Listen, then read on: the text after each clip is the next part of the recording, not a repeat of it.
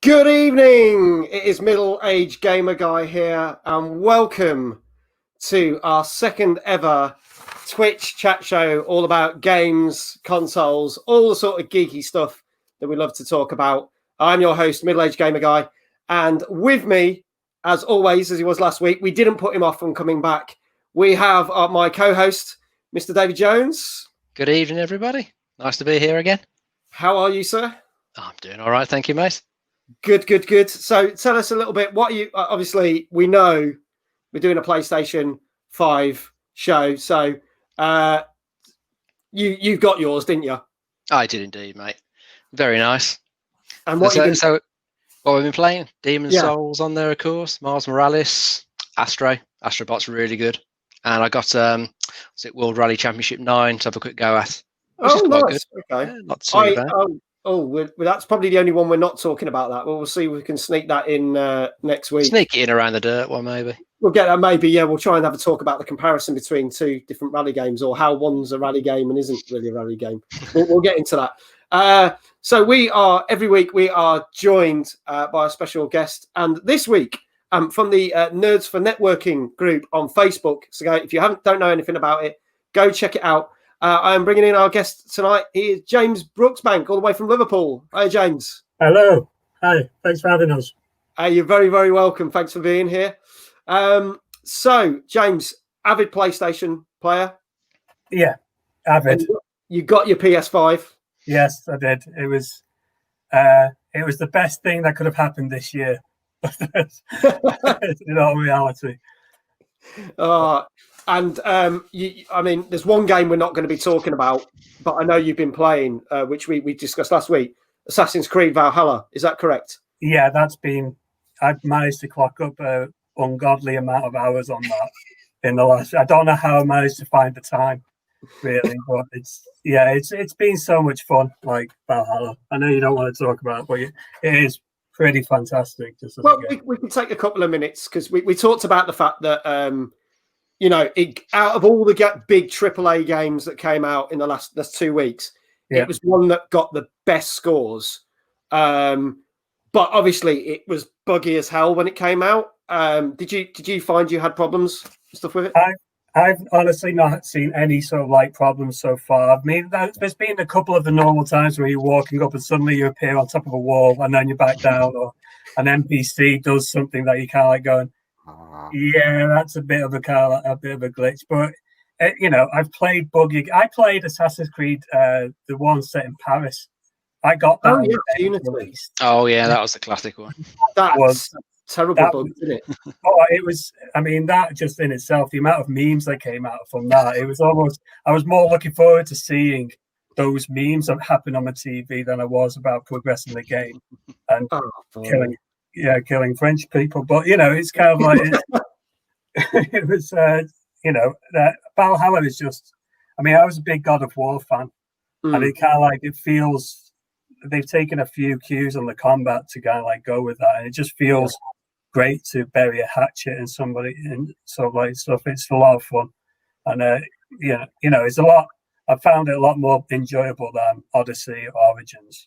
I didn't like those games, but I just like the gameplay and the characters already. I just sort of like I really get along with it. So, Dave, you were saying you've not really touched the new Valhalla, have you? But you were saying no, I haven't looked at that one. You spent ages on Odyssey and got nowhere near it completely. I put about 24 hours of time on that one, and I hardly got anywhere on the map really. It's it's like with the Ubisoft games, you keep seeing the question marks everywhere, don't you? Yeah. And I just can't help myself. I've got to go and see what's there. So you just rinse every area for those, and before you know it, time's shot by. On Odyssey, I clocked up 120 hours on that and completed it. You weren't keen on it. I managed to put up with some awful tosh. I'm the kind of guy that you sort of like go. I can actually work out in my head that Catwoman wasn't too bad a film. If you take it, I can get the most positive thing out of the worst thing going. But Odyssey was a good game. It's just Valhalla is just a lot. Right. It just feels a lot better, a lot more kind of like more grounded. It's the difference between driving a car that feels quite separate from the road and driving a car where you really feel the road kind of like coming along is like the closest I can come with a metaphor on that. Well, I guess they're finding their way with the new style of the game, aren't they? 'Cause they moved it all across, didn't they, to RPG. Yeah. I didn't really like Origins. I tried a bit of that and I hated the combat in that. Yeah. Didn't bother with it. Felt better in Odyssey, but as I say, I just Yeah. didn't get very far in it. But you say they've improved things again in Valhalla, have they? Yeah, The other systems as well. You've got to remember as well of Odyssey, the only reason I got 120 hours in sort of like done is because it's like 5 minutes per load up screen. Anytime you fast travel, right, okay, I'll go to the toilet, make a brew, come back, right, okay, it's just finished loading. Whereas can't do this. The amount of times I found myself in a fight because I've fast traveled somewhere. And I kind of picked my phone to have a look and it's like, I'm like, oh shit. I'm going to say we've got a couple of people that have tuned in and watching. Firstly, hello to Moonlight Rose. Hello to Mia. Mia's actually posted the question of how many days is 120 hours? I would like to say that was done over about 3 months, but it probably wasn't. It was probably done in a sort of like a couple of 4 week stints, maybe when my wife had gone away, sort of like for a bit. There we go, 5 days. Thank you. My mental arithmetic doesn't work. And that's Chris, who was our guest last week. So thank you for answering that question, Chris. Appreciate that. Right, let's crack on with the show, gents. We'll do what we always do for people. Either you watched us last week or you didn't see us last week. We're going to talk about a couple of games and then we're going to talk about some news stories. Obviously, this show is for tonight is mainly geared at everything PlayStation 5. But some of the games that we're going to be talking about, you can get on other formats and consoles and blah, blah, blah. Just to say, so if you're thinking, oh, I haven't got a PlayStation 5, do stick with us because there's some interesting stuff. And some of the new stuff is not all PS5. So we try and cover all bases. So there you go. So we're going to kick things off with our first game trailer. This is a game that came with the console, I believe. It was basically a freebie, but shows off the console brilliantly. That is Astros Playroom. So I'm going to whack the trailer on for that, and let's have a look at that, and we'll have a bit of a discussion about that.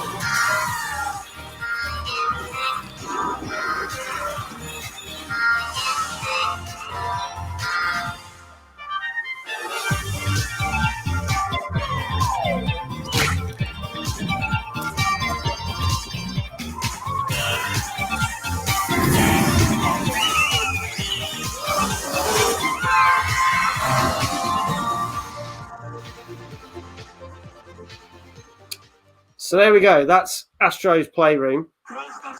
There you go. That video was courtesy, surprise, surprise, of PlayStation. So that shows off the console. And I'm not a PlayStation person, but you guys are. One thing that I've just learned just from watching that trailer is the fact that the way, and I know there's been big talk about how, we'll get onto that a little bit, about how good the controller is and how amazing it is. And just tilting that controller makes so much difference. It's almost got that thing that like the Switch has and stuff. I didn't even realize that. So Dave, you played a bit of this, haven't you? What's your thoughts on this? Yeah, I'm not too far off finishing it now. I've got the last boss to do. I think one last secret to find, and I've done the game. But it's really good. I love it. It's just got so many nice little touches to like PlayStation history in there with the secrets you find. You got some of the bots just playing out scenes from the games, like you saw in the trailer. A couple have been Kratos and the son from God of War. Just loads of nice little touches like that. And as you say, as well, the controller, it is really good in it. But that game's designed to show it off, and it does it really well. So sorry, James, go on. You go. No, I was kind of like the way. I mean, I picked it up. I was like, right, okay, I'll just have a quick go on this because it was a bit. I thought it was going to be a bit like on the PS4 when that first came out. You had like the home thing, and it was like a simulator thing to get you used to. I was like, all right, it's going to be a little bit of a gimmicky kind of like user guide to how to use it, and then it just turned into like a big platformer game I wasn't expecting, and it was kind of like, and I immediately did the first level. I was like, actually, this is a lot of fun, and in that first level, you got to know all the different elements of the controller, like even to like blowing into it to actually sort of like move the controls was a really unique thing. It's I'm a software developer, and I kind of like you've got to admire them going, how do we get people to use this controller? We'll create a game behind it. But I can't imagine the software developers there going, oh, can't we just do a guide? Do we have to sort of like build an entire game? But they did a really good job with it, and and it has that Baby Yoda feel to it with the like little cute kind of like robots things, which I like cute robots. It's it comes across as like, as you said, they could have just done a tutorial, but someone's gone, no, we're going to make a really decent game of this, and then it's almost like, not that it's an afterthought, but people will play this, and in their minds as an afterthought is, I've just learned how to use everything on the control on the PlayStation 5, and there's all these iconic scenes and stuff. So do you think that PlayStation's aim was, right, let's do something different, let's get something, because I mean the reviews for it across the board, and we take reviews from everywhere, IGN and loads of other different websites, and nearly all of them are giving it 8 out of 10 for a free game. That's really decent. They obviously wanted to spend the love and time and work to make that work. It's almost as if they sort of like went, we've got a great controller, but it's going to be about 2 years before any other game studio does any unique functionality with this controller, because everybody's already got pipeline games in place. We're not going to see the controller getting used to its full advantage till the next round of kind of like, whatever the next game's going to be. So suddenly we're like, well, let's just show what we can do with the controller now on our own brand, which we can control. And then people can start seeing how they do it. So, I think it was a great way of introducing a really important part of the console. And that controller does feel good. Oh, it does indeed. We'll get on to a little bit of that about because it's definitely already been, all the news stories are that as one of the biggest pros about the new PS5. So we'll talk about that a little bit later on. We'll swiftly move on to our next game. Now, we touched upon this game last week. We talked about the new Call of Duty. But what we didn't talk is, because there was no reviews out, there was no reviews for the zombie mode and the multiplayer mode. So I'm going to run a trailer for the new zombies mode, and then we'll just briefly talk about the two modes, and I'll talk about the reviews that they've been getting, and kind of what's happened there. Let's have a look at this. This is the Call of Duty trailer for zombies. Here we go.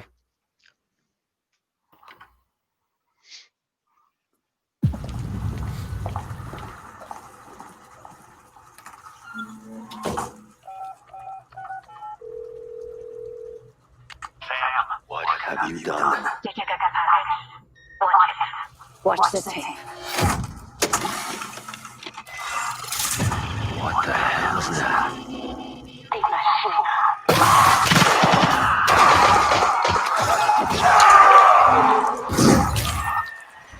It's happening again. Revenue and actual strike team is on the ground. Investigate the site and contain the threat. Roger. Moving. Let's get the power on. What was that? Sometimes I feel I've got to get away. Strike team, report. What the hell just happened? Take my tears and that's not nearly. Whoa!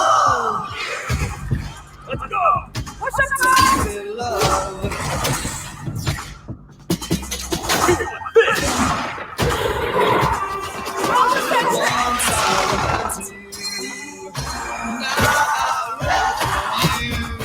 This tainted love you've given, I give you all a boy could give you.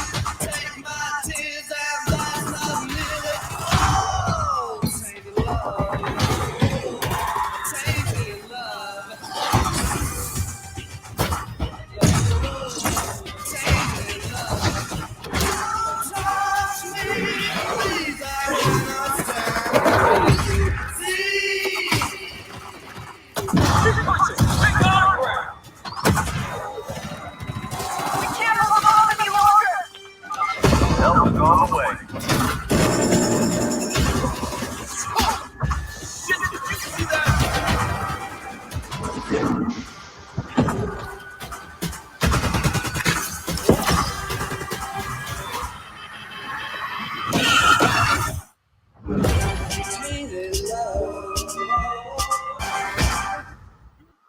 So there we go. That is the Call of Duty Zombies mode. Do we really need another Zombies game? Is the market saturated? We'll talk about the reviews for that and the multiplayer. Considering the main game, average reviews around about 7 out of 10. You can see they're still going for the 1980s, early 1980s theme, like with the main campaign. What are your thoughts, guys? James, you want to go first? Do you remember when zombie mode was introduced as just kind of like an extra? Yeah, that made it seem like it was an entirely different game.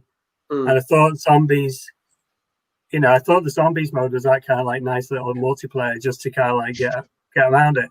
I'm all for a good zombie game. My problem with the Call of Duty zombies was the reliance on other people, and I kind of like to help you out, and I could never. I was just never kind of like that online multiplayer person, and I just didn't really see the need for it. I'm all up for a good zombie game, but Dead Rising, play Dead Rising if you're going to play a zombie game or something like that. But I'm a bit nonplussed by it. Yeah, I'm not. I play lots of other zombie games like you. Some of the Dead Rising games I have streamed on this channel. Zombie Army 4, which I love to bits. There's plenty out there. I mean, Chris has said in the chat, I brought it up, basically saying, yes, we need it. And I think if there's fans of, they were basically saying it's a format that if it's not broke, don't fix it. They basically, it is what it is. If the fans like it, great. I mean, Dave, what are your thoughts on it? And then we'll talk about the scores and multiplayer. Well, yeah, that's clearly a market for it, isn't there? Plenty of people like playing it. I mean, looking at that one, it looks like it's got a slightly more serious tone to the last one. I didn't see any sign of David Hasselhoff in there at all. A few crazy weapons just to make you laugh. But, well, you think being the 80s, they might put the Hoff back in, wouldn't you? Yeah, could have got him in. Come in a Knight Rider. Get Kitten to help you take him out. That would have been good. Maybe DLC, who knows? Yeah, you're saying that, but have you seen the videos I've gone online of people kind of like, you manage to do an Easter egg and it flips them to a parallel universe and they're all dancing, and there's even a couple of zombies doing the coffin dance and everything. So I think there is enough cheese in there to make up for the Hoff factor that you're missing in this kind of like version. But, again, Chris has just put this in the chat. And again, if you've got any questions or want to say anything, comment, we'll put it up on the screen. It says some people buy COD just for zombie mode, which I get if you want.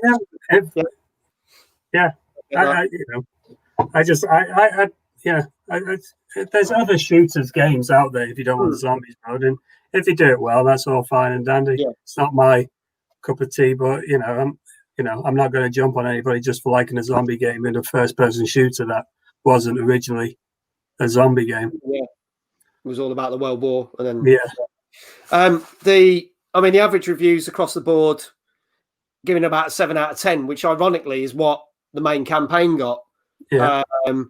As we said, some of the big name games that we discussed last week, a lot of the reviews were around the 7, which for some big AAA games wasn't great. There was only a few that were hitting the 8s and 9s. The multiplayer, however, is getting 6s across the board, which still means it's good. But from the reviews I've been seeing, people are saying, why would you play this multiplayer when Warzone exists, which has been doing brilliantly this year? And they said the problem is the maps for people when there's like 6 people playing on one map, they're massive, and and they said you spend more time running from place to place than actually shooting your weapons, which actually doesn't that defeat the object of multiplayer? Yeah, it's nice to sort of like pop up and then get shot immediately. It's nice to have those moments when you just end up getting shot all the time, like when you're not any good, like I am, on those kind of things. You know, the big maps do help people like me because it means I actually get to see it. But you know, you need map design in the Call of Duty games I played previously, like Nuketown. Was it Nuketown? That was a brilliant arena. You don't need to go much further than that to get a really good multiplayer kind of thing. The map design needs careful thought when you're sort of like thinking about online stuff. Yeah. They were saying that the visibility has been an issue as well. Like if sight lines and seeing people, you can't. And there's quite long grass sections. So you stand in the grass and you go, you can't shoot me. So you don't even have to camp anymore. Yeah. Some work required then on that one. Yeah. They're going to do a lot to convince people out of Warzone. Yeah. I think they cracked it with Warzone. Personally, the multiplayer thing needed a bit of breath of fresh air brought into it, and I think they've done that. I can see Warzone, whereas Call of Duties are basically generally have about a 12-month shelf life because then they gear it up ready for the next one. The last DLC comes out about a couple of months before the next COD game. I could see Warzone carrying on for quite a few years, and it'll be like your Fortnites and your Overwatches and your other games. There's content constantly, seasonal content constantly coming out. So that's that. Right, we'll move on to our news stories. As we say, this show is all about everything PS5 tonight. So it actually came out last Thursday. You guys have already said you got your consoles. There's a lot of people, again, a bit like with the Xbox, didn't get them. We're very unhappy. There's been a lot of stuff over in America as well, UK. People getting very angry on social media going, have you seen that guy who's got 5 consoles? What an arse.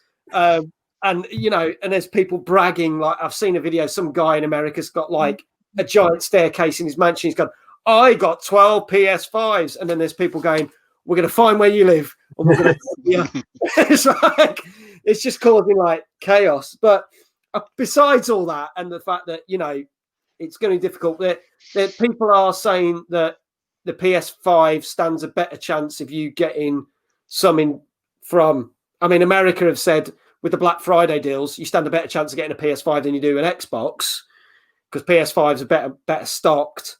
And as we spoke about last week, Xbox, there could be a serious delay until next spring. It's going to be difficult to get them. Generally, PS has always outsold Xbox. Do we think this is going to be the same again? I think so. I mean, the thing is, in countries like Japan, the Asian countries, Xbox aren't as popular over there as they are over here. So, like maybe in the West, kind of like America, England, it'll be much closer. But the sales of the PS units over in those places will probably be a lot higher. And you just have to look at the moment, and I'm just saying this at the moment because obviously the Bungie is Bethesda's been bought by Microsoft. But at the moment, what's looking like the launch titles or the upcoming titles for the next year on PS5, including Horizon, the new Horizon game coming out, and there was the leaked trailer of God of War, which is just, you know, I love that game. That was the second game I ever platinumed. Or they've got, I think that PlayStation have a bigger sort of like number of exclusives for people to rush out and get it now, whereas the Xbox, we're probably looking at about a year, 2 years when they get some decent exclusives out, and more people will end up buying them, and then you'll have those people who manage to buy living the dream, having an Xbox and a PlayStation. Dave. Got them both. Living the dream, man. Living the dream. Oh, indeed. I mean, it's true what you say. We were talking about this. We obviously, even though last week's Xbox show, we did comparisons with PlayStation. And the biggest thing going for the PS5 is the game lineup. I mean, the big kick in the nuts for Xbox was their big launch title and exclusive was supposed to be the new Halo game, and it's been postponed. So really, as you said, there's not and there's not that much on the horizon. There's only a few, like State of Decay 3. I can literally only think of a handful, whereas you look at the calendar for the next 12 months with PlayStation, it's a lot meatier and looking a lot better. It's a more attractive one. Looking at the lineup, definitely. Yeah, we've seen the trailers that Microsoft have got of stuff that's going to come from their first party studios, but it's going to be a year or 2 years away before some of those come out. So they are lacking a bit. I mean, as you pointed out, Halo's coming out next year at some point. Maybe when they finally get stocks back in, they can do a soft relaunch when Halo comes out. Yeah. It might be like, hey, we didn't bring this out November 2020. Yeah. Ta-da! The all-new Xbox Series X Mark II. I don't know. It does kind of feel that it's come out a little bit early, doesn't it? Because it hasn't got anything really fantastic to show off, nothing first-party-wise to show off what it can do. Whereas Sony, you got those things with Astro, with Demon Souls. They just look fantastic. They're good system sellers. Well, this is it. And I mean, Miles Morales, for the PS launch title, having Miles Morales being one of those games that comes on, and it really does show one of the major improvements over the PS4 to the PS5, and the kind of like the difference in load time, because it's basically the same game, the same foundations there. It's just updated kind of like graphics. It's an almost, because Spider-Man was so recent, you've got people in mindset will have what it was like waiting for the load times, what it was like swinging through the city on there, and you'll be able to see the improvements that have been made on the device. And they have, we'll go into what I was going to say there, but just having a game that was really, its prequel released a year before this one came out, it's still quite fresh in people's minds, and it was a great kind of like marketing thing that they used for that. Have you? In terms of the hardware, again, it's pretty much bang on. The load times we know is phenomenal, and obviously, again, it's very neck and neck in terms of Xbox and that, in terms of what they've got, in terms of the specs and everything. We'll talk about one thing that the Xbox may have an advantage over, but let's talk about the controllers that we were discussing earlier. They seem to be the biggest talking point about the PS5, and saying how phenomenal they are and how it's just changed everything compared to Xbox has gone for the, if it ain't broke, don't fix it, which is fair enough, but they've really seemed to have gone out there with this. Yeah, the controller's really good, and the PS controller feels natural to us. They've made it so familiar that it doesn't feel completely unnatural, but they've improved on just the feel of it, the grip around the sides of it, the vibration, the shot control is really good. The touch panel feels with enough resistance, so it doesn't feel like your fingers slipping off it all the time. And I think they've just fine-tuned they've gone with the method of what's not broke. If it's not broke, don't fix it. Yeah. It just improved it. It's sort of like it's been the best thing I've held in my hands for a good long while. Dave, what are your thoughts on it? Oh, I'd agree with that. It's just really nice. Astrobot as well, it's just built to show that off and just show what can be done with it. And there's lovely little touches to it. There's like one little section where Astro gets a gun that fires out lots of little plastic balls, and the feedback they put in the trigger, you can just sort of feel each of those shots coming out. It's very well done. They do things with the speaker as well, just to sort of draw your attention down there. Like when, say, Astro's just running around, you can hear it coming out the speaker on the controller. It just sort of adds extra to the game. It's really good.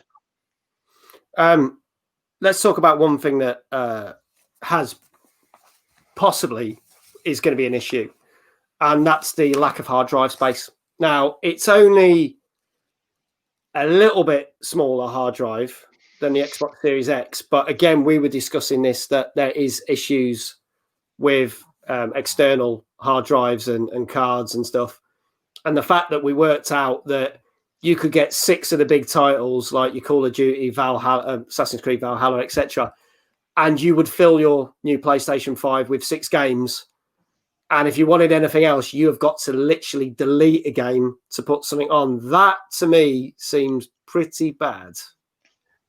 I play one game at a time. It's never going to impact me that much. And I bought the disc drive just for that reason. Yeah. So, yeah, I'm okay with it. It's the first version of a brand new piece of hardware. It's not going to be perfect straight away, but we're now in an age where these things just get fixed over time. Dave, we discussed that PlayStation were a little bit behind with the PlayStation 4, but then they did bring out like the extra external stuff and the memory cards and all the bits and pieces to then kind of extend it. Do you think they're going down that route again? I'm sure they will. Yeah, as James says, they always improve things as they go along. I mean, you have to look back at Xbox when the Xbox One came out. They changed it completely, the OS over the years, and improved it massively. So Sony can do the same with this, I've no doubt. They'll give you the functionality to shove your PS5 games onto external media just to free up some space. Your PS4 games you can already shove over there if you want to free up some room. Yeah, and that's another good advantage for like you now can get backwards compatibility, which is something that's not always been a thing about PlayStation, but they're doing that, and you can go back and check out all your PlayStation 4 library games. And apparently there's a PlayStation 3 thing as well, isn't there, at the moment? And they said they're going to expand on that, I believe. I'm not sure about PS3 stuff running natively on the console. I think they've got some of that stuff in the PS Now service. Yeah. But that's for the PS4 games running back compat. I just fired up a few just to see what they were like, and I tried Control and Uncharted, and they all were fine. Loaded a little bit quicker. Control especially was quite noticeable. That was a lot quicker at loading. Yeah, it was quite slow on the PlayStation. Yeah. And even on the Pro, that always had one little glitch where you came out the pause menu and it would stutter, and really obviously stutter on the PS4. I mean, this was on the Pro that I had, so it's been just as worse on the base one. But that's pretty much gone when I've tried it in back compat on the 5. There's a very, very imperceptible little bit when you come out the pause menu now, but it's barely there. So that's a massive improvement. But that game is getting a PS5 upgrade some point in the new year, right? As long as you've got the Ultimate Edition, right? Yeah. So even if you've got it, you can. You have the right version for that. That's right. We were saying about this that it did hack a few people off, but if you bought it, this version, then I think next year you get the whole upgrade. Yeah, they said early next year. Not sure when. Hopefully by January. Yeah, I read end of January. Hi to Best Western. Who's joined us in the chat. And so one final thing, a pro about it, is apparently the dashboard and the way the dashboard works. And there's some new elements that they've added to it. They were talking about the fact that the way that you can set it up makes things a lot easier. What you guys have been using it for a few days now. What are your thoughts on the dashboard and everything? It's nice. It's simple to use. Clean and easy. It's got some nice options to set up defaults for games. Like I'm one of those people that has to invert the stick at the up and down. I just have to. I can't play it either way. So I can set that by default now. So that's cool. I'm all for that customization thing, but nothing feels like starting a game when trying to remember, do I like it inverted on these kind of games or not? I like that. But I think that the interface has massively improved. It's a lot more, just feels nicer. It feels like it feels a lot sweeter. It's like the difference between Windows 10 when it first came out and Windows 8. The worst complaint, I'm on a few boards. The worst complaint I saw, somebody was complaining that you have to, on the PS4, you have to hold down your PS button and then go to power off, whereas now you have to press it once and it comes up the power button. And they're saying it's wrong. The way they've designed the power button to switch off your console is wrong. It's like, is that the one little thing you're picking up on? It's like, oh no, I've got worse things have happened this year. They've made it easier, so someone's complaining about it. Yeah. And so like when I first had it on, I got lost for a bit and I had to actually go onto the manual to go, hold on, how do I power it down? But it's like I tried holding it down and nothing happened. Yeah, it's like hold it down. It's just more menu options, but I like it. It's just nice and easy. It doesn't take you out of the game. It sort of like just keeps it kind of like, it's a nice little quick launch kind of like aspect about it. But one of the things I found is some people have been complaining about the game switching, whereas the Xbox you could switch active games. Yes. And the PlayStation, the PlayStation doesn't do that. But that's not. No, you remember where you are for the current game when you put it into rest mode, but you can't come back to that game later after playing some others. Right, so you can't literally switch. But saying that, I've seen people doing the Xbox thing, and sometimes it works, sometimes it doesn't. And I've gone, I've got to reload the thing. So, I know they're picking that up Xbox, but I've seen some demos and it ain't always worked when people have done demos. No. Well, so, Xbox have disabled it on certain games that had problems, and it might be a case of your console might have done a reboot anyway, where you've left it standby because the OS has updated, and it might have lost some of the stuff then, because I've had that. Yeah. But the one thing I found, even though you can't do like a quick review on the PlayStation, because the games I've been playing load up that quick, it doesn't bother me at all. I might have to load my save up for Spiderman, but I'm in it in about 10 seconds from. That's it. There's not enough time really to kind of like make you regret sort of like starting up a 5-hour gaming session or something like that. There's no time to regret that. But I found, what I did before this was I downloaded Dragon Ball Z Kakarot on my PS5 as well, and I wanted to see what it was like, kind of like flicking between those to like a PS4 game and stuff. And it, again, the load, just to keep going on about the load time, even on the PS4 game, that load time was a lot less. Normally with Bandai, whenever they do a game, the load times are ridiculously long. On Xenoverse and Xenoverse, it was huge, whereas this one, it's quite quick.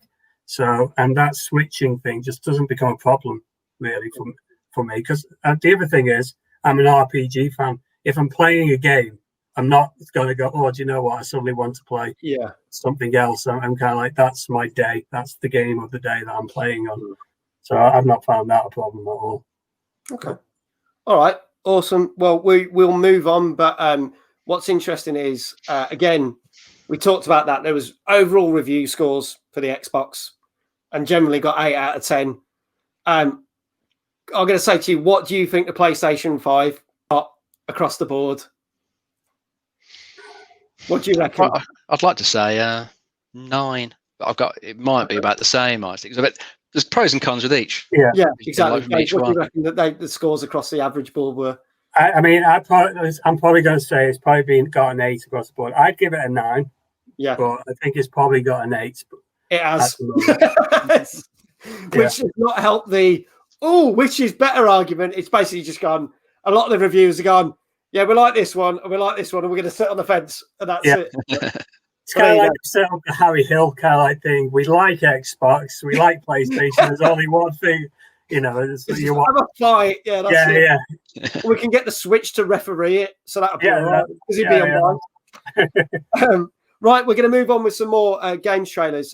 This game again was something that we have just been talking about. This is Spider-Man Miles Morales. Which is, I believe, a continuation of the not being a PlayStation person, I have missed this opportunity, something rotten, because it was a game that made me really jealous of not having a PlayStation. So we'll talk a bit about this and a little bit about the fact that the Spider-Man game from literally 2 years ago has been remastered. So here we go.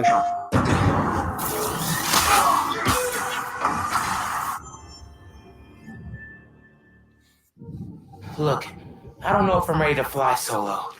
You gotta take the oath. I promise to do everything in my power to protect this city. I promise.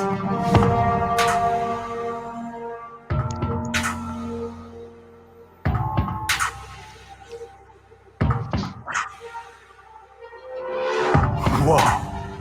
Qué guapo. Gracias, mami. Guys, I want to thank you. Both of you. You need to lay low. Don't trust anybody, and don't take off that mask. This message is for Rockstar. The underground will stop it. They need you. Myles, what's the underground doing? They're after new form. Tinkerer, stop! Gotta say, I'm disappointed, bud. Krieger. You think you can beat the Tinker? Roxa, you can! Every time I think I got this Spider-Man thing figured out, something goes wrong. Myles, our family doesn't give up. Whenever you say Spider-Man, you always mean the other one. You're Spider-Man. You can fix this. Your way. This is my time. I'm seizing the moment cause I gotta go for the time storm. They scared of the dark cause I'm bringing the light with a nice I shine on. I see it coming, I don't need a sign. Just a moment, I'ma make it mine. This is my time. My time now. My time. So there we go. That's Spider-Man Miles Morales. When they first announced this, I thought this was going to be like a DLC or just like a mini version of the game that you pay slightly less for that. But that's not the case, is it? It's so much more than that. It is smaller. It is smaller than the PS4 game. I thought when I first heard about it, I was the same thing for you. It was like, are they just going to release this for DLC on the PS4? Because I mean, as I said before, the basic foundation, they haven't changed much. Even the bad guys are very similar to the PS4 Spider-Man and the setups and the missions are kind of quite good.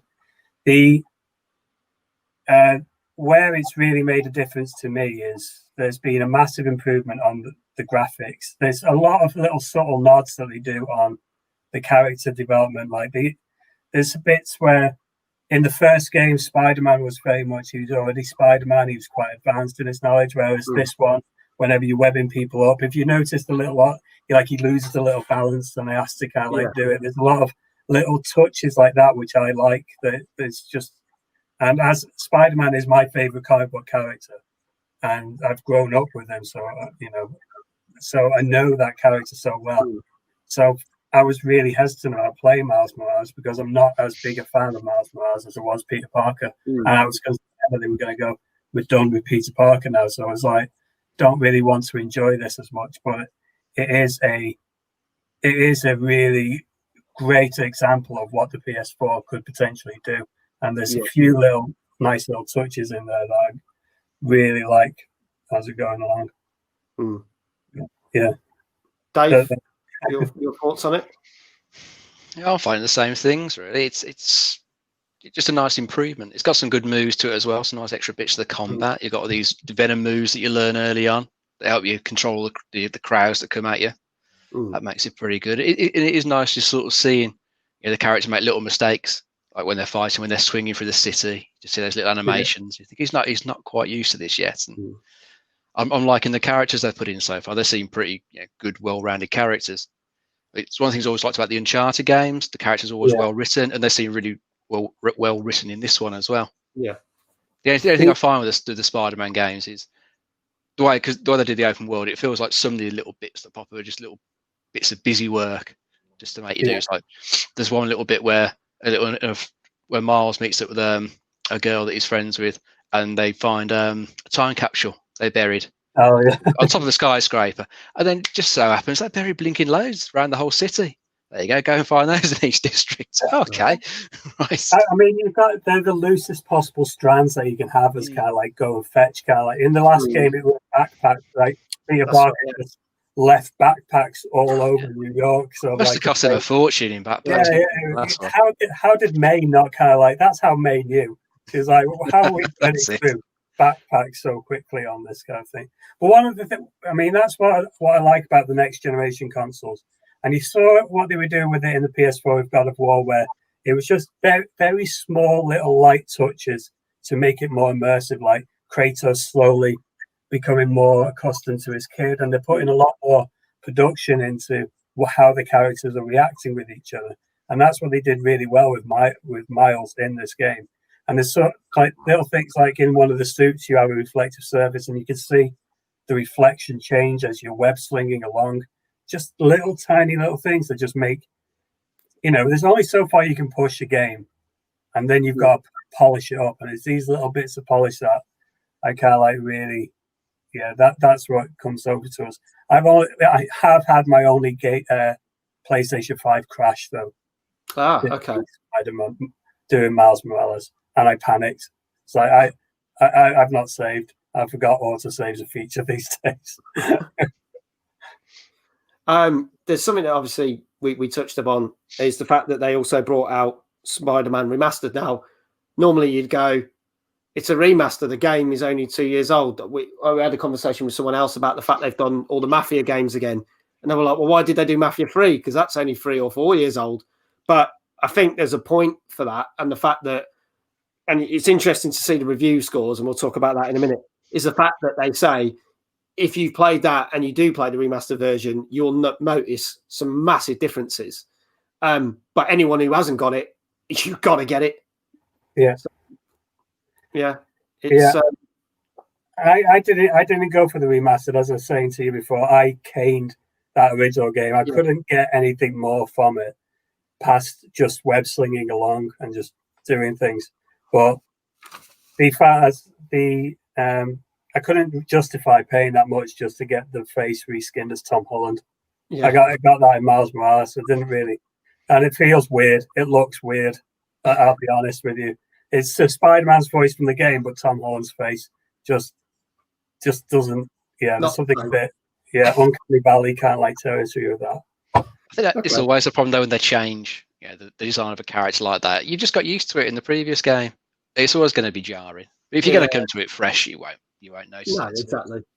Well, again, I think they're trying to capture. I mean, whoever owned a PlayStation and didn't buy that game must be insane, because it was one of the best games in the last 2 years, definitely for PlayStation. Interestingly enough, again, Spider-Man Remastered has been getting 9s across the board, and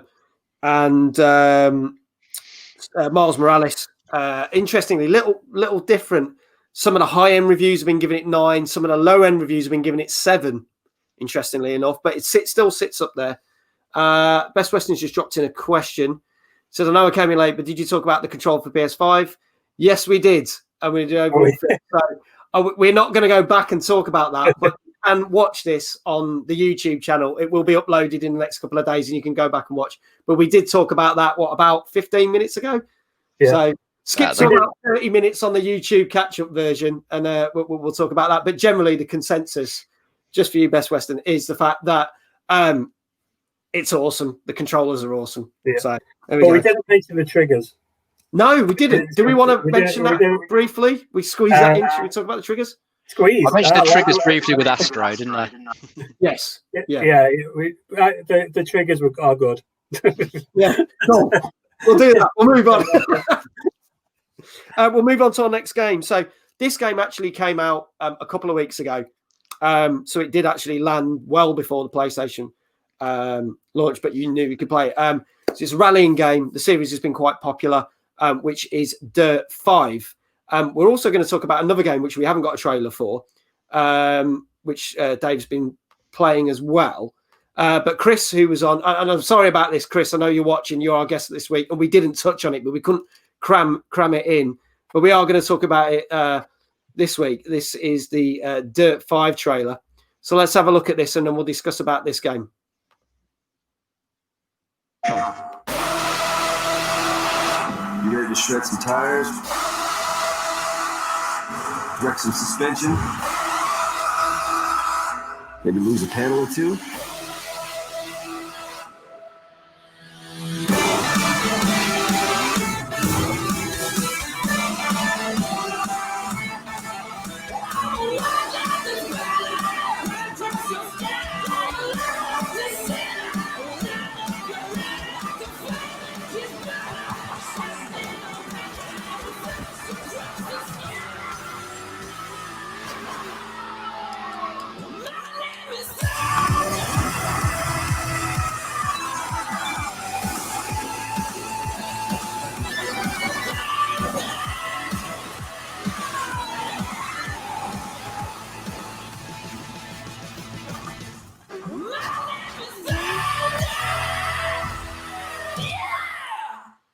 There we go. That is Dirt 5. And again, thank you to PlayStation for a lot of these videos. They are pretty much coming from PlayStation themselves this week.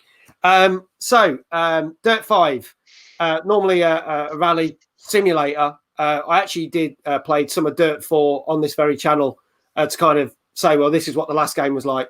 Very, very rally focused, that game. Dirt 3 was a bit of mixture. This seems a lot less serious, a bit more chaotic. Have you played any of these games, guys? Have you come across any of them? I haven't played the Dirt games myself, mate. No, I've seen people playing them. It's a nice thing to watch, but you know, it's going around in circles basically. I've seen some gameplay videos where how fantastic the weather looks in it. One of the big games from a couple of years ago was Forza Horizon 4, where they had the change of seasons. They were how that brought in, but I think they've really notched it up. Like you drive into a storm, you are in a storm in this. It looks really, I mean, it looks terrible. You're driving in a storm, but it looks amazing, if you know what I mean. But they seem to have gone away. And I know when Chris was playing this last week, he said, "Oh, I was hoping to get a more serious rally game, and it's not as serious." It's kind of, they jumped a step with this one. But then, Dave, we were talking before the show. Was it WRC Rally you've been playing? Yeah, WRC 9. Now, that is more of a serious rally one. Although that's only got the next gen upgrade at the moment on the PS5. Right. So if you buy it on there, you do get better graphics. You do get it doing different things with the controller. Would you say that is pretty much your definitive for people? Would you say so? If you're looking for just a good bombing around the track type game, doing stunts, I know with Dirt 5 you can even build your own stunt tracks and stuff. People like those games go for Dirt 5, but if you want your traditional point-to-point rally game, WRC 9's the ones to go for. Yeah, it's more your standard rally game. It's got all the the teams and stuff in. It's got all that sort of sponsorship there. Yeah, it's perfect for that sort of thing, and it's good with the controller as well. The PS5 controller, because you get the different vibrations depending on the road surface you're on. So nice. Tarmac is fairly smooth, but going to gravel, you get more feedback through it. And with the triggers, I can mention the triggers with this one. Yeah. For the left trigger, which is the brake, you get a bit of weight on that trigger when you try and press it. But if your car leaves the road, which has happened to me many a time, my driving is terrible, gone flipping over, because the wheels have left the track, the brakes go loose, that trigger goes loose as well. Mm. This is one of those extra little effects just to sort of add something extra to it. It's very good. Yeah. Okay. We will move on to our next news story. And this will be the last thing where we say there's a bad thing about the PlayStation 5 for now, I promise. This is supposed to be a pro PlayStation episode. But there was a thing that came out. There was a bit of a bug when the PlayStation 5's come out, and it's been causing quite a few people hassle. It was the fact that basically if you were downloading games in your queue, they were getting stuck. Have either of you had this issue? It became a big news story. No, I've been lucky. Perhaps it was just with certain games, I'm not sure, but the ones I downloaded, no issue at all. Yeah, I went with the disc. I got my games last week, like a week before the actual PlayStation came out, so I didn't have to download them, so I could just go straight onto it. So it's never, I haven't seen that, and I have downloaded one game. I've not seen any, but there have been a number of videos and a number of reported things that have gone wrong with it, from a slight ticking when it seems like a label's hitting the fan and it's kind of like whirling a bit. People having problems with plugging in an external drive, or there's a bug with if you go into rest mode from Miles Morales, that can brick your system. This is one of the good things about waiting a week after America, because if there's ever going to be a bunch of people who break stuff, it'll be America. They've got the updates kind of like ready for when civilized people get it. And so, sorry, that going a bit pro-British there for a second, but it's. I think we've been lucky in that launch because they managed to niggle out a few of the issues that might have stopped people in the way, and so I've not had any problems. I do expect to have problems. Yeah, but sorry to any Americans who might have offended. No, I don't think. I think they road tested that properly. You know, they probably drove trucks over the PlayStations to. Speaking of Americans, Kuda, hello, welcome, good to see you. Welcome back. So yeah, they have solved the problem. Apparently, there is a fix around it. I'm just looking at my notes that if you run into safe mode and you rebuild the database, it's a way around it. But interestingly, as you said, you guys have not had that problem. I think the news story was saying that it was very mixed, that some people were getting that issue and some people weren't. But then people who did try this whole run it in safe mode, rebuild the database, it did fix the problem. So whether they'll come out with a more permanent patch that means that won't happen, that you don't have to do that, we'll see. But I'm not bashing the PlayStation because Xbox has had its fair issues. We've seen in the news this week that there's been certain things going on. There's a whole thing about the Call of Duty game that has crashed on most platforms, but it seems to crash more on the Xbox, interestingly enough. And I think there's a couple of guys in the Nerds for Networking group that have said, oh, it's crashed again. I've seen that being up on the Facebook group. So there we go. Right. So that's our two. We're going to move swiftly on to some more games. Now, interestingly enough, this next game is a remake of a 11-year-old game. And it has actually been getting some of the best reviews out of all the new games on the lineup. And that is a game called Demon Souls. So let's have a look at the trailer.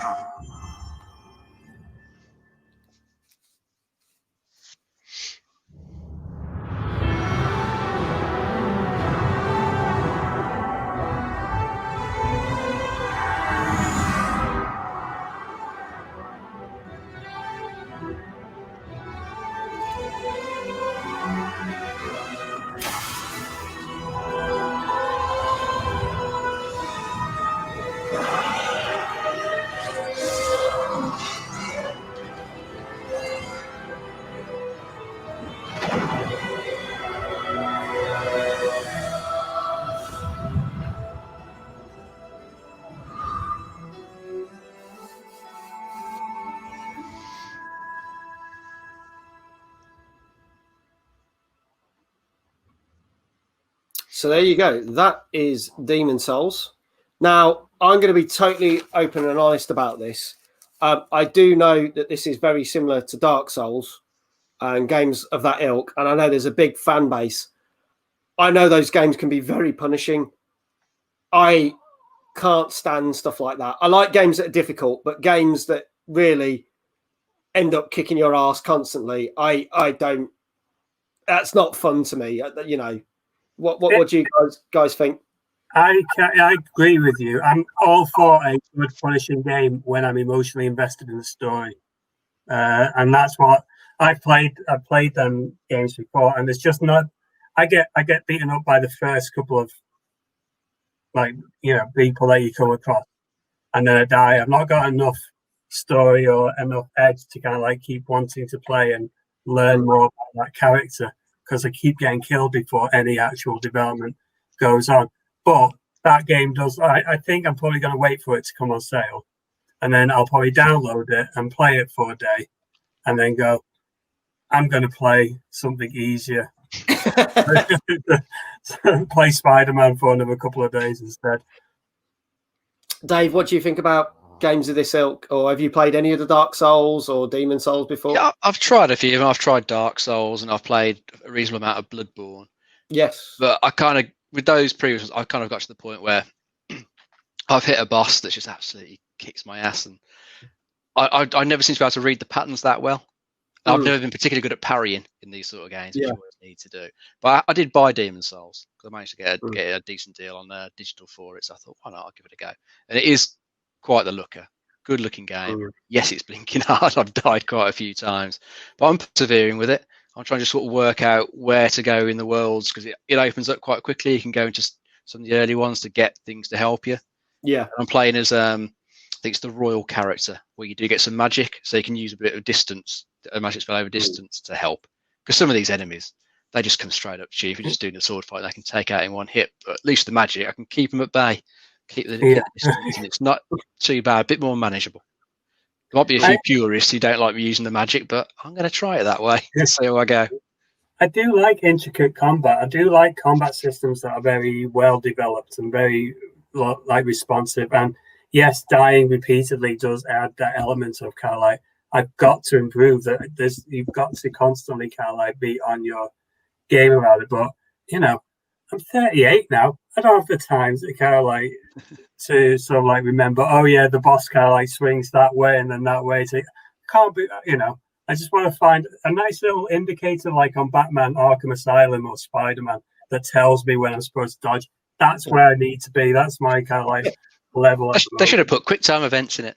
That's what remastered it with quick time events. Could you imagine? I mean, could you imagine? I think the internet would have exploded at that news. Yeah, it'd be like when what was it? There was that game. There was a game that they got announced that turning into a mobile app. People have been waiting for this game for ages, and then they said we're going to turn it into a mobile app and make it free to play. Oh, wasn't it a Diablo? That's it, Diablo. Yeah. Diablo. They saved it for last as well, didn't they? Don't say it. Yeah. And that don't care about mobile. It sucks. Yeah, that guy just stood up and goes, "Is this a joke?" from the audience, you know. So quick time events on Dark Souls, I don't think is the right kind of like thing. No, definitely not. No, it is one to learn. I'm picking up some bits as I go along. Some enemies that have knackered me, I have got better at them and taken them out and got further in the levels. But it's going to be a long one. I'm going to persevere with it. At least until Cyberpunk's out. And that's still on my free side. Yeah. When that comes out, 17 years. So no, okay. It's good to see it was interesting to see the reviews. Again, it's a game that's 11 years old. They've remade it, and it's got some of the highest scores, and generally across the board has been getting 9s. And everyone is, praising it. And they've said, and again, there's lots of news stories out there basically saying out of the 2-week sort of launch window, and we know that the PlayStation really for us came out last week, but there was games that come out a week, 2 weeks prior. And there's games coming out over the next week. This is one of the best games right now, and probably will be in that window up to Christmas, possibly. Yeah. So interesting to see. Limbo, hello, Limbo. Good to see you. The Flying Dutchman himself, we were streaming with last night. He says, one question about the controller. Can you play also on the PS with 8 fingers like on an Xbox Elite? I don't see why not. It's got the same amount of buttons, same amount of triggers, in the same places. Is he horribly deformed? Yeah, that. Don't use your thumbs and play that. I mean, I couldn't do that. How you do that on an Xbox Elite controller? I have no idea. If you can tell us, Limbo, how the hell you do that? Oh, I know what it means. We're talking about the Elite controller. You can add the extra paddles on the Elite controller at the bottom. Oh, right. That's what it means. Yeah, no. The PlayStation hasn't got that. Right. I've got a feeling they added something to that for the DualShock 4 in the last one. They brought out an extra attachment. So they're going to do something similar with this one later on, but not at the moment. Okay. All right. That answers that question. Because I have no idea what you were going on about, Limbo. So thank you, Dave. Saved our bacon. Right. We're going to go to something a little bit less serious now. But it can be slightly sinister from what I've heard in the reviews. I saw the trailer for this with the PlayStation launch announcements. I was very intrigued by this game.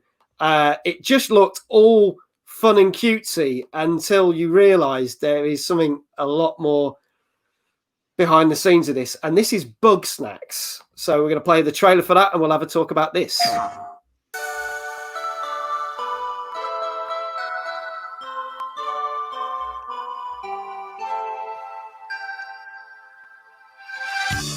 Buddy, glad you made it.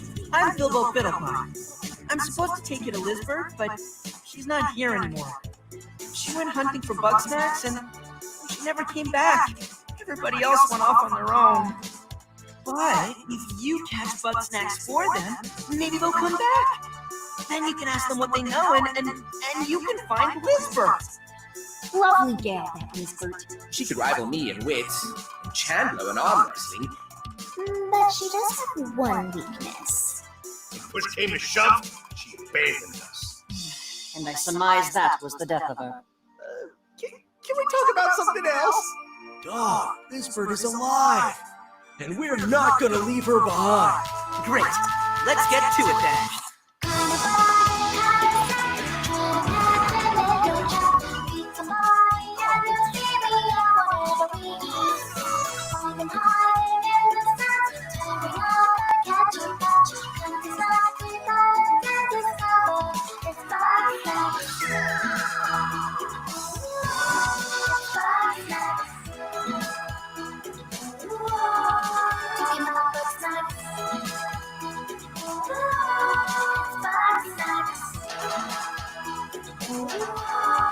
Everyone's talking about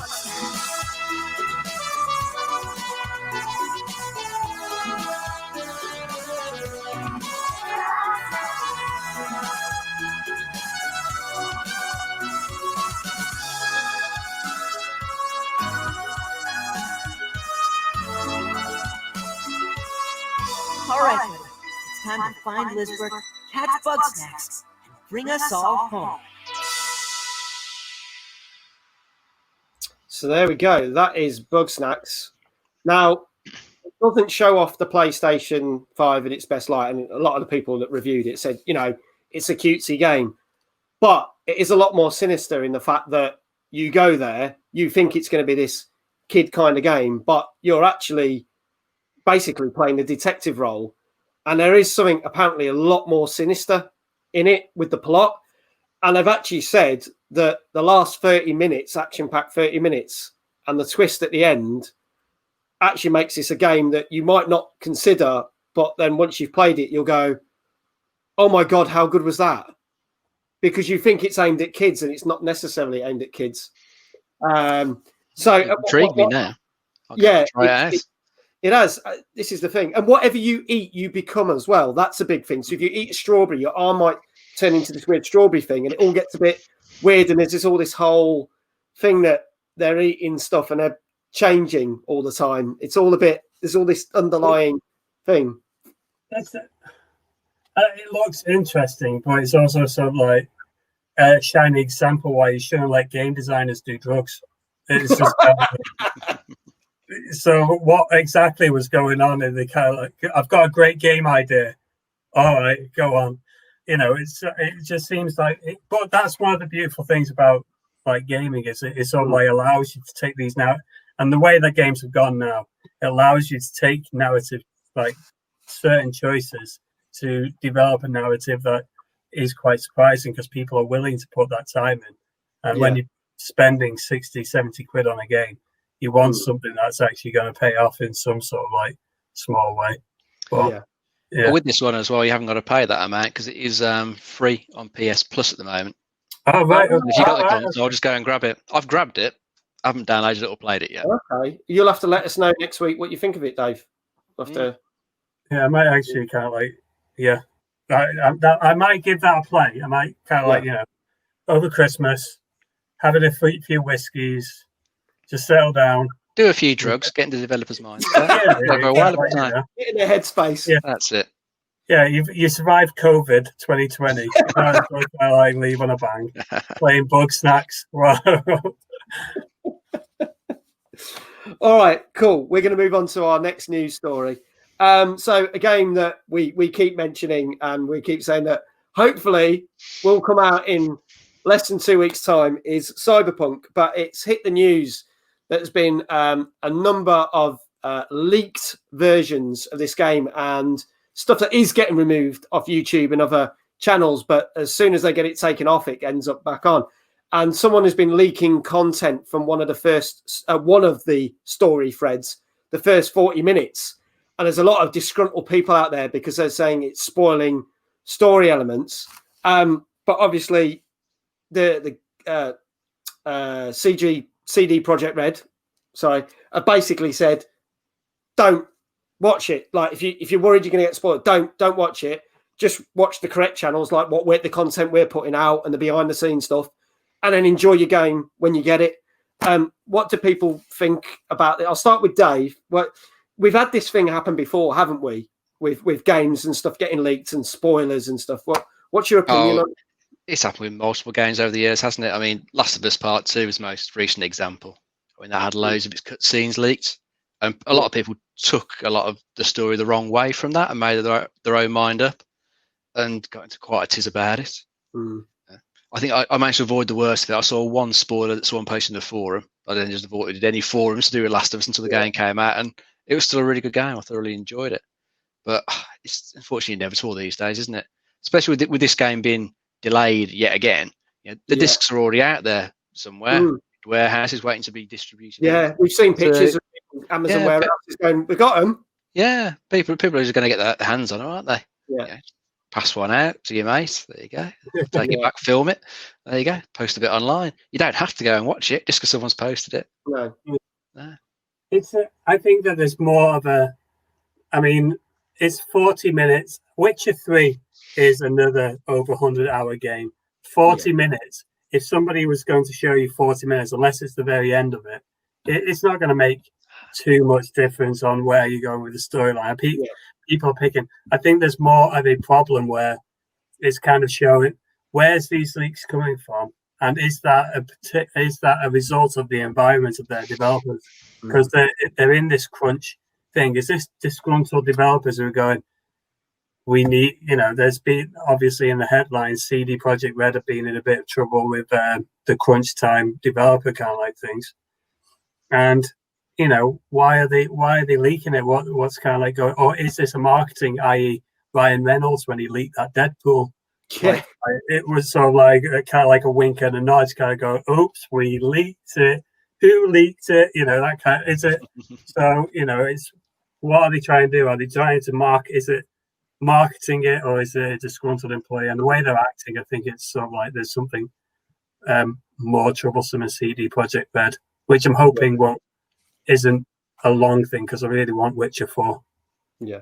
And I think as you say, from the demos that I've seen, the official demos, there is one of 3 different kind of story threads where you can start out. So if this is only 40 minutes of one, as you said, it makes not a lot of. It might not even be getting to the best parts of the game as well at that point. It's early days. You're still holding your hands, not opening the world up to you at that point. Yeah. It's not going to be showing it in its best light. It's just getting you warmed up. Exactly. Yeah. Okay, cool. We'll move on with some more games. We are going to come to another game. Now, there's always games that come out at launch which are completely forgettable. And it seems that this might be one of them. It doesn't say they're necessarily bad games, but you will probably play them and go, in a few years, I don't remember this. This is Godfall. Will we see whether it is going to be a game that's forgettable, or will it stand its test of time? Let's check out the trailer and we shall see. He turned us against each other. Brother against brother.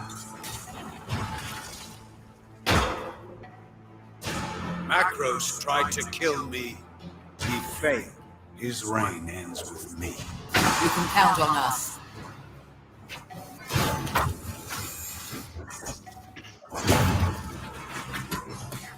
You are strong, Orin, but not strong enough. You need to craft better weapons. Go on, light the forge.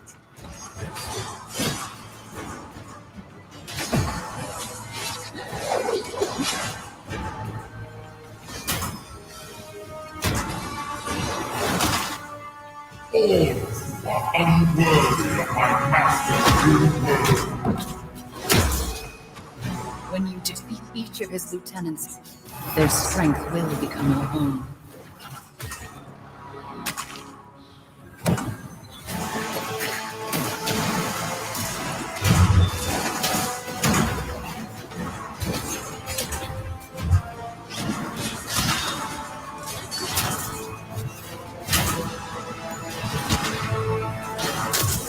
Time for your madness to end, brother. I was never just your brother. I am your god.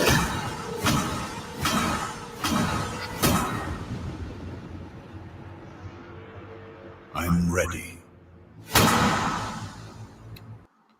So there you go. That is Godfall. Kind of similar in a sort of vein as we were talking about Demon's Souls, but a bit more of a hack and slasher. Any of you guys know anything about this? Not really. It looks like the kind of game that I normally play, though, because it looks a bit like Darksiders. And I don't know if you played them. I enjoyed those games, all three of them. And it looks like it's kind of like on that similar kind of like vein.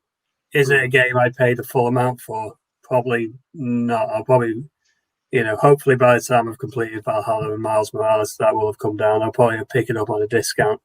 That's some. The amount of sales you have these days, probably like Easter sale next year might be dropped down a bit. Yeah. I don't think it's a full price purchase. No.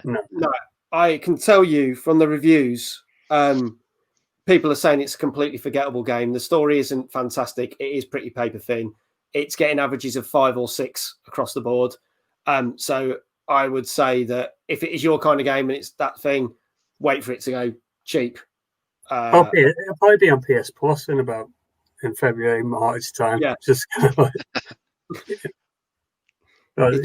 chance that it'll be. But unfortunately, it is one of the games that does fall. There are games that happen.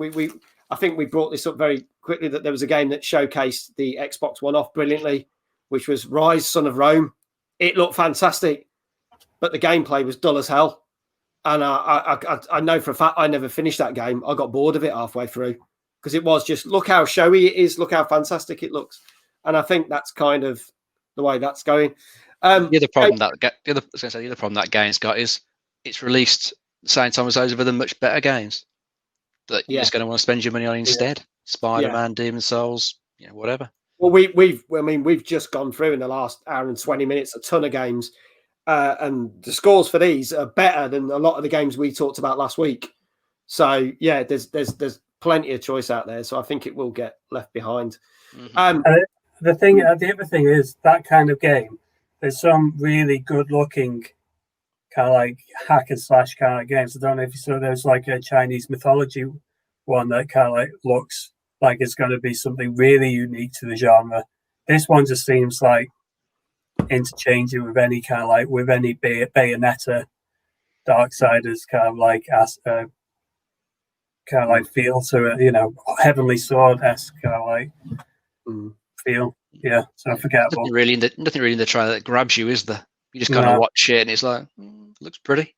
Yeah. Not really. So it just feels a bit League of Legends. It kind of like feels League of Legends looks really pretty, but I've just got no interest whatsoever in it. And I think that's how I feel a little bit about Godfall. It's that kind of thing of, oh, look at the shiny thing. Can we entice you? And some people are, no, not really. But it will entice some people, obviously.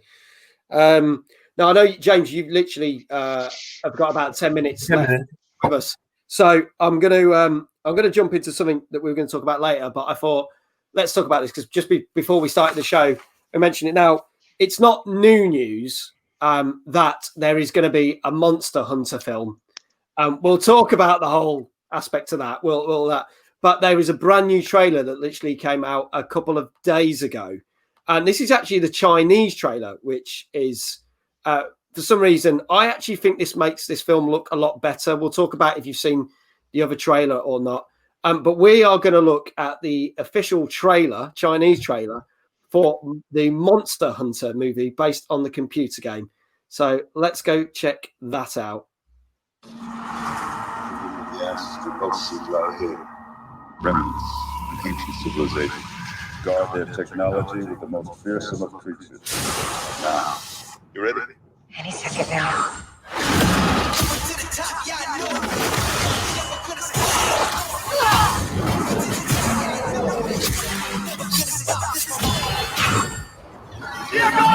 Oh my God! That's a lot! Absolutely. To kill a monster, you need a monster. Diablo. Yes, sir. Diablo. Smart.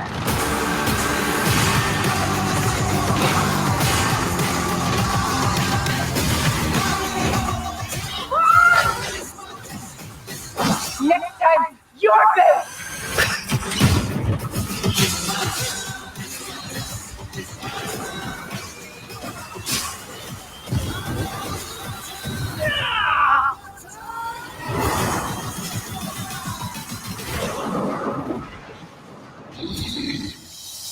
Let's do this. Hmm?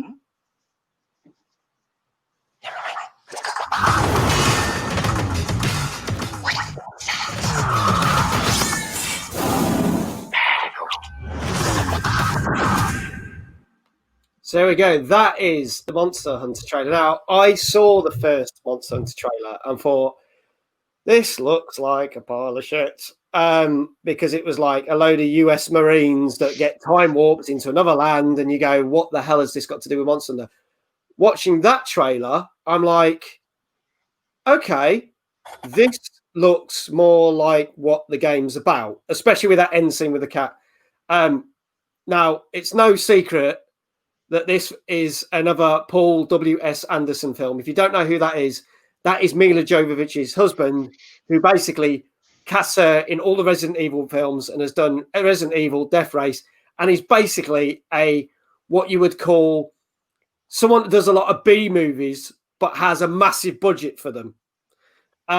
What do we think? Is this the first time that you guys have seen this trailer? Yeah, first time I've watched it. Yeah, I can't see it from the Oscars for Best Picture next year. It's just going to be one of those big CGI fests, isn't it, at the end of the day? Big action spectacle. Probably be enjoyable enough.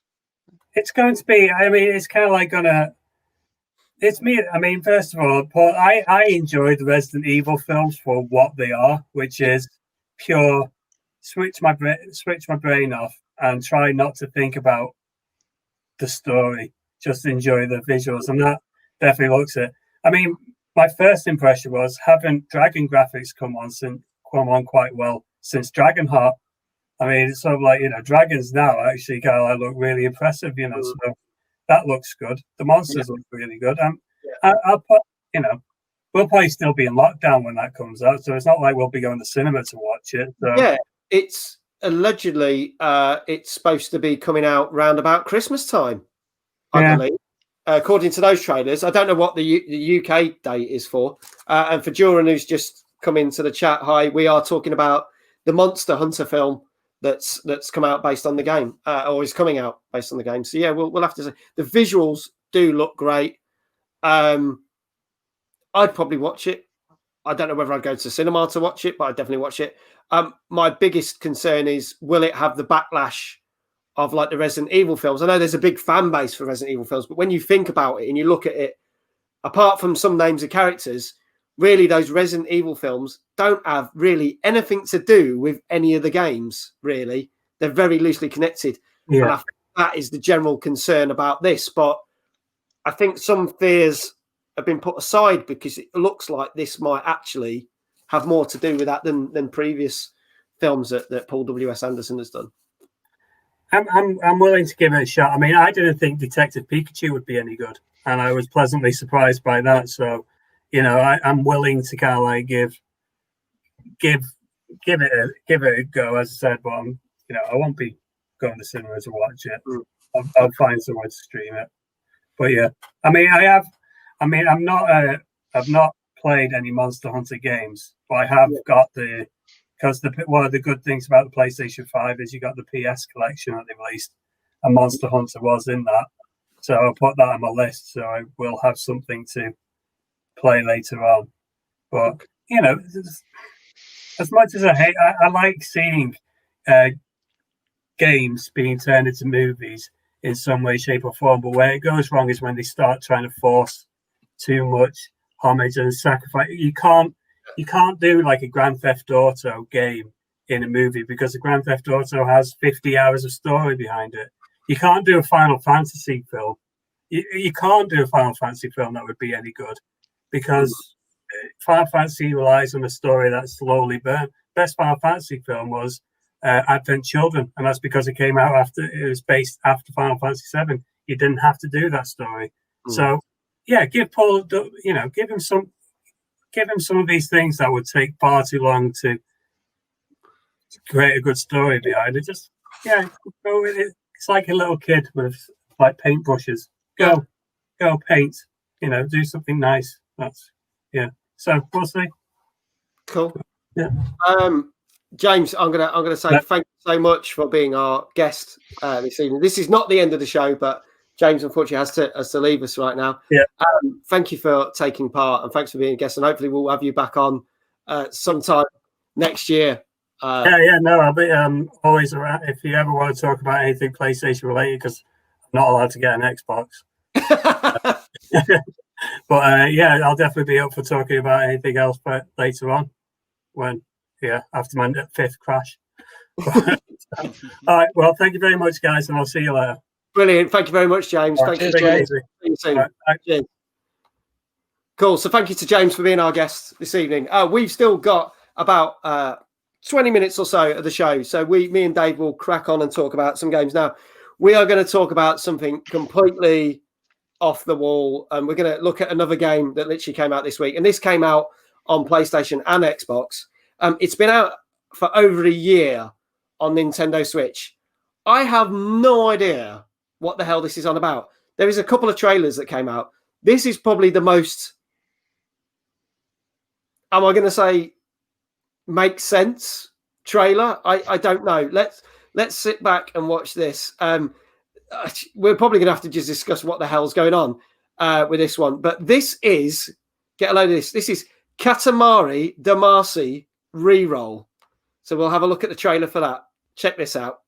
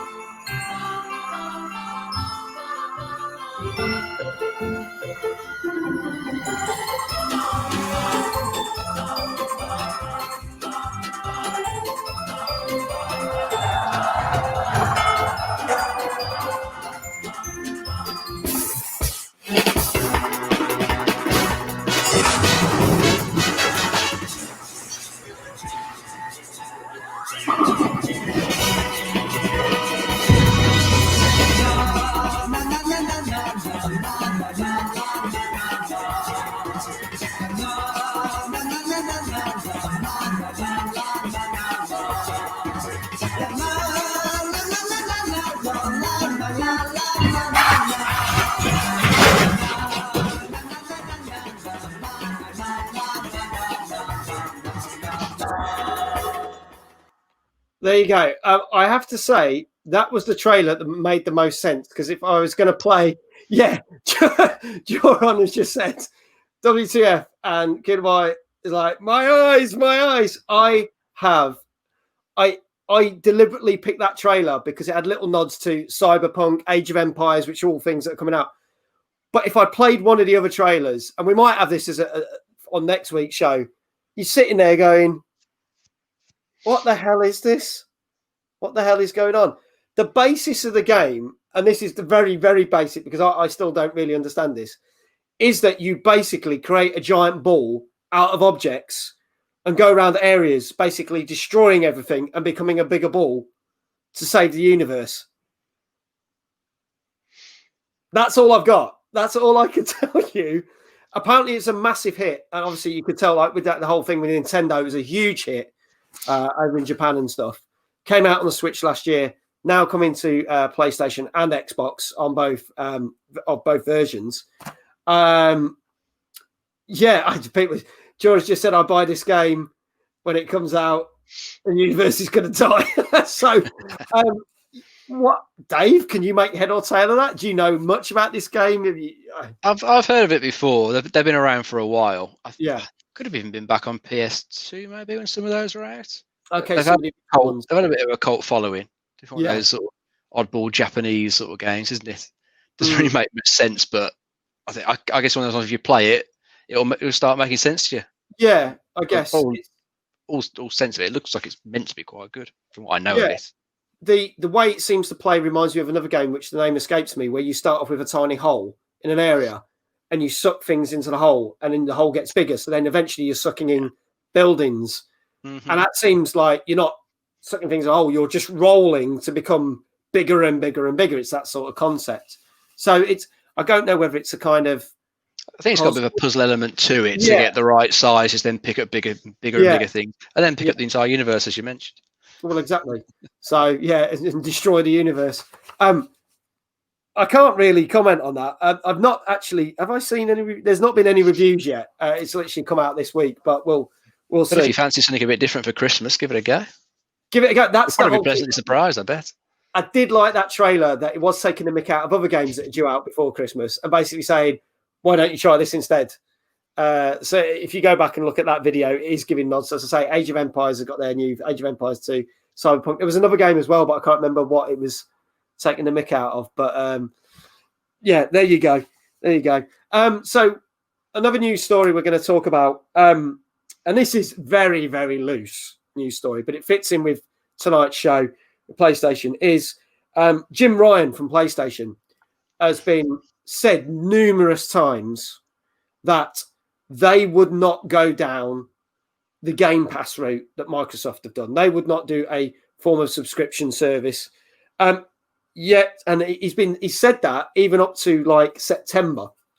However, he's literally said this week, "Oh, we're considering possibly a Game Pass style subscription service." So lots of people are going, "Ah, right." Now, obviously, they've got the Now subscription, and there's also obviously PS Plus. What benefit do you actually think this will bring if they go through with it? And do you think this will replace PS Plus and the Now subscription? I wonder whether they might merge the two together, perhaps just make it into one thing instead of having two separate subscriptions. So I think, as well as him saying what he did say, he did also mention that they weren't going to be looking to put brand new first party releases in any sort of subscription service. They just don't see the value in it. I think whereas Microsoft have got bucket loads of money and can afford to do that, Sony haven't quite got that money's there. So they're going to want you to pay all that money for the first party releases. Makes them a lot. But if they were to roll at PS Now in with PS Plus, that would probably be quite good, quite attractive if they did it at a good price. Because the PS Plus kind of gives you like equivalent on Xbox as your games with gold. The PS Plus gives you a couple of games each month. You get your other stuff like cloud backups and bits and pieces like that. The PS Now, I think that lets you stream some older PS3 games as well as PS4 stuff. You can download some of the PS4 titles to your console and then just play them offline that way. So if they roll the two in together, which kind of makes sense. Perhaps that's the route they're looking at.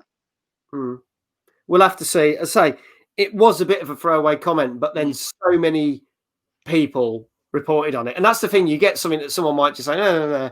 And then like everyone just jumps on it and goes, "Oh my God, PlayStation are going to do their version of Game Pass." And it was like, calm down. But it could be, it's not the first time people have backtracked on stuff.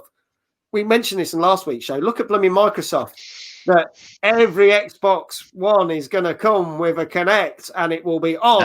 No, we don't want it. It's crap. Take it out. Everyone said, no, it's crap. We don't want it. And they had to backtrack and go, okay, we're not doing that. And they literally just, in the end, Kinect got binned. So we'll see. We'll see how things change. We'll now put on our last game that's coming out this week. And then we've got just two more news stories before we finish up on the show. So this is technically not a new game, but is a new collection of games on the action genre.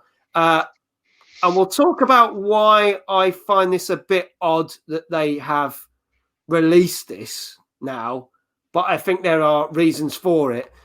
This is the Serious Sam collection. And again, courtesy of the PlayStation channel that we got this, so we're going to roll that now.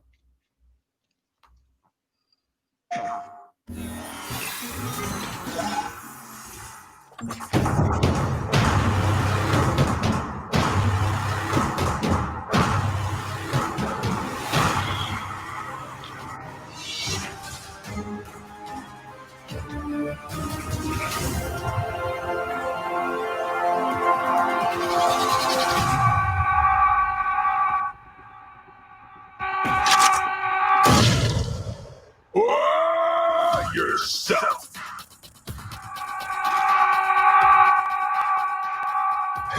Party time.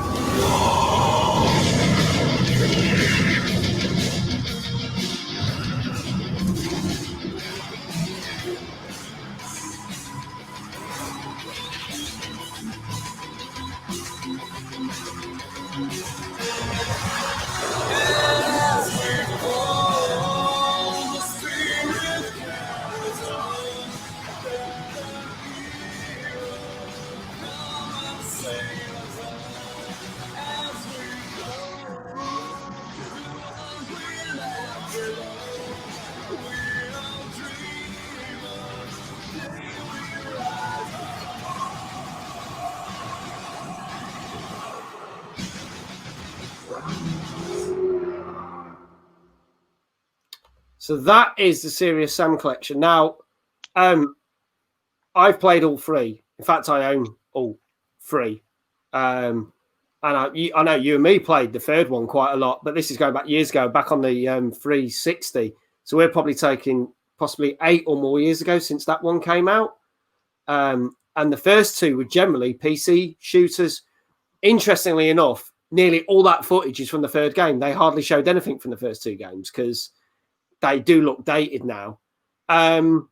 Let's talk about those games first, and then I'll divulge into why I think they've suddenly decided to re-release these. So, what are your thoughts on the Serious Sam, the first 3 Serious Sam games? For me, those games have always been okay for a quick blast. I've never found them particularly great. You can flick them on, kill a few things for half an hour. You're kind of done, aren't you? I think we've played a bit of co-op, didn't we? Probably on the third one. It was more fun co-op, to be honest. Those games were single player wise. I didn't think there was really much to it, but it's not meant to be, though, is it? It's just relentless shooting. So it's more fun with friends, that sort of thing. Especially if you can do couch co-op after lockdown, maybe. It's not a collection that really grabs me. Wouldn't be one I'd be going for. Be interesting to know if they're doing much to bring the older ones up to like better graphics levels. They're just doing like a very basic HD remaster to it, have they said? Yeah, there's apparently a HD. They are HD, but it would have been nice. I mean, there's no footage. I should say there's no footage of the first 2 games in that trailer. It's all from the third one, which means that it will probably still look like really early 90s PC games because they look dated on the 360, the first 2 games. So it'd be interesting to see if there was actual footage. I mean, with no disrespect to Serious Sam, I really enjoyed the third game. I enjoyed all the games. The first 2, not so much. It is what I call a poor man's Doom. Because now how Doom has evolved, especially, over the last couple of years or last 4 years, you can really, if you play those games, you can only really strafe left and right. You can't really jump. And it is just hordes. And it's just like relentless hordes of enemies. They did bring out, literally, in the last 2 months, Serious Sam 4. And it got absolutely trashed in the reviews because they basically said there was nothing new to it. The jokes were old. And it plays exactly the same as the third one. And wouldn't you think that 8 years later, a game would move on? And it was not very favourable. So do you think they've gone, oh, we need to get this out and push this out more because we ain't selling the units of the 4th game that we were hoping to? It could be the case, couldn't it? Milk the franchise and get a bit more money for it. The thing is, when you say it hasn't moved forward, you always get that problem though if they try and change the game too drastically sometimes. You then get backlash from the fans who love the original and say, why have you changed it like that? Yeah. Sometimes it works out, sometimes it doesn't. I mean, Doom's a good example where it works out. What they did with the recent one, very good. I mean, again, absolutely do love the Doom remakes. I've been playing them on this channel and I can't find fault with either of them. I know some people don't like certain elements of the new ones, but I think if you kept it too much like that, it would be exactly the same as the Serious Sam, and you would get Doom Eternal would come out, and it's just a strafing thing, and you'd be like, "What the hell's this? There's better shooters out there than this." So I think Doom have done the right. Bethesda did the right thing with the Doom games. But yeah, so unfortunately, I won't be touching that collection because I could actually just boot up my 360 and play them. There's no real point for me, even though it's come out on PlayStation and stuff. So we're going to move on to our last. That is all the games that we're going to talk about for tonight. We are going to cover 2 more news stories before we wrap up the show. And the first one is quite, even though there's not much to show you, we're going to show you a video. And this will be something that we will bring in over the coming weeks and shows. We will show if there's like a trailer that drops for a new game, even if it's not something that's due out for another year or so. I will try and bring a few of these in. Now, this is a new James Bond game. And all we know is it's called Project 007. So I'm going to play this trailer, but I'm going to warn you, there is not much to it. But just to get you hyped up for people who are James Bond fans, let's have a look at this.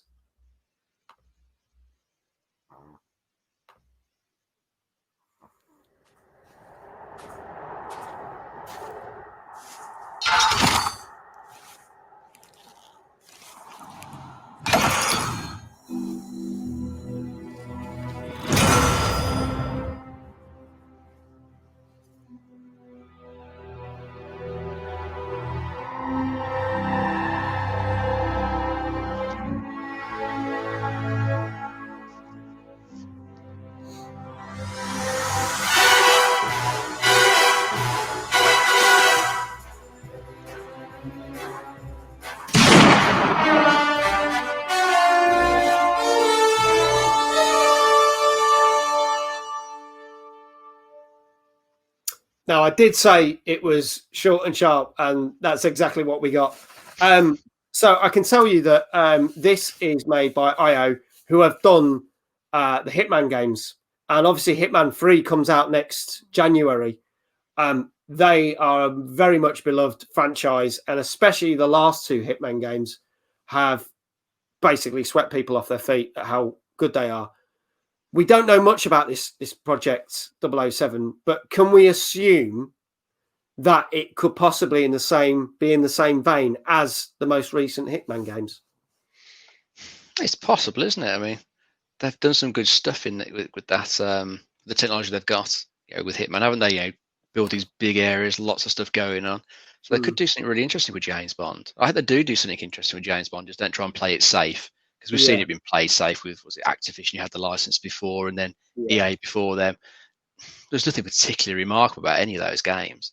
I think the last time I played a James Bond game was one of EA's. I think it was Nightfire on the PS2. Oh, yeah. I haven't played any of the James Bond games since, because they've all been pretty average or below average, haven't they? Yeah. No one's done anything really good with the license for a long time. So we can keep our fingers crossed and hope, but it's probably going to be at least a couple of years away, I'm guessing. Oh, yeah. There's no release date on that whatsoever. I hope that doesn't fall into development hell. But I think if they've got the success of these games, and obviously they're just round the corner from releasing Hitman 3, which I think is kind of end of January time, then that gives them the time to then work on that. So it maybe 2022, maybe 2023. We don't know. We'll have to see. We'll obviously, if we find out more, we'll report on it on this on this channel. But yeah, I'm quite excited. I honestly think we need a decent James Bond game. To me, GoldenEye was the last best thing out there.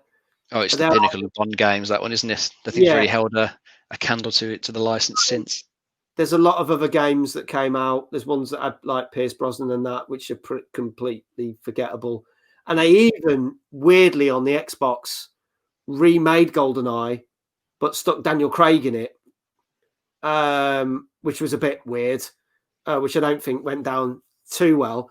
And then they even did a game that basically went back into old levels of other things, but then had a new one from one of the latest films, which I think might have been Quantum of Solace. But generally, they've not touched a Bond game in a long time, because I don't think anyone's really done a good job of it. Well, they try and play it too safe. I think the big developers who get the license, the big publishers get the license, they play it too safe. Sometimes you want to get these licenses to perhaps some smaller studios, or just ones who are doing something completely different. See what they can come up with. Yeah. Let someone else have a play with it. Hopefully they might come up with a good game. Yeah. If the Hitman's ready to go by, we might be in luck with this one. We'll keep our fingers crossed. Yeah. I think they could be definitely onto a winner. I think that's so. Yeah. So that's all our news stories for today. And we're nearly coming to the end of our show, but we like to pick out a little clip of interest for each week to kind of end the show on. This was Dave's choice for this week, and he's come up with a good one. Now, obviously, earlier in the show, we were talking about Spider-Man Miles Morales and how good a game it is, but it has had a few bugs. And there seems to be a thing that sometimes if you collide with an object, you can end up becoming that object. Now, there's been reports of everything from a lump of snow to a fence and a lamppost. But Dave picked out this, and I'm going to introduce to you Spider Trash. Here we go. This is off Twitter, so forgive me that you'll be able to see the screen on this. But yeah, this hopefully will amuse you for the next minute. But this is a glitch, and this is what we call Spider Trash.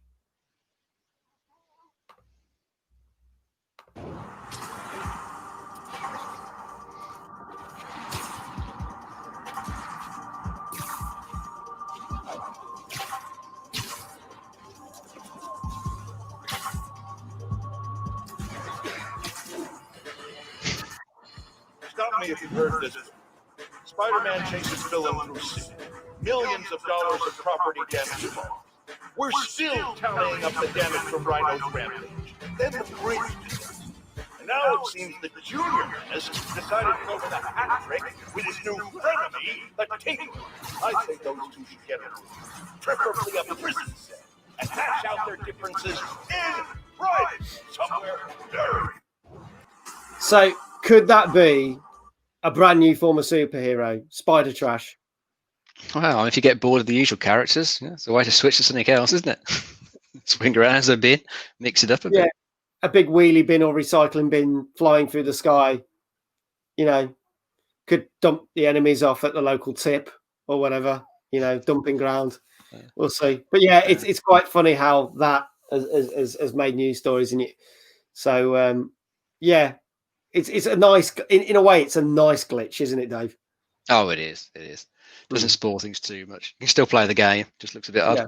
But hopefully, when they developers patch it out, I hope they mind to see the funny side and make an extra suit for Spider-Man that just release for everybody. Just commemorate it.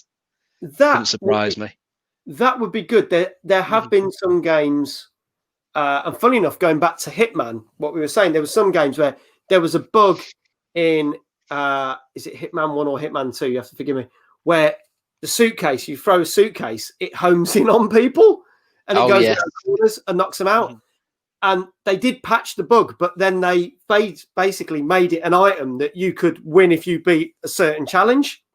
So you can throw a homing suitcase. So it would be nice that they could do that and you could unlock that in a way or win some to do that, because it doesn't really damage the game and it's quite a humorous thing. Yeah, we'll wait and see, but hopefully they will. I hope so. We'll see what happens.